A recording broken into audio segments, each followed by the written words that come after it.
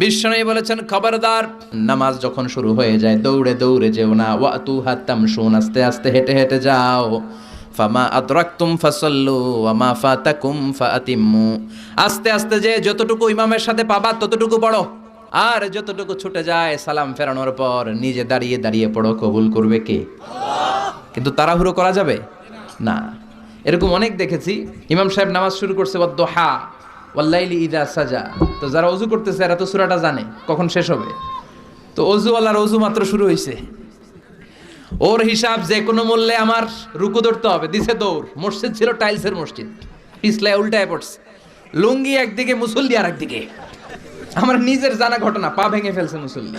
এমন ভাবে সালাতের মুসল্লায় দাঁড়াও আর ভাবো হতে পারে এটা আমার জীবনের শেষ চান্স, এরপরে হয়তো আর চান্সের সুযোগ আল্লাহ আমাকে দিবে। এজন্য সালাতে তাড়াহুড়ো করবেন না তো? করবেন ধীরস্থির ভাবে পড়বো, ইনশাল্লাহ পড়েন।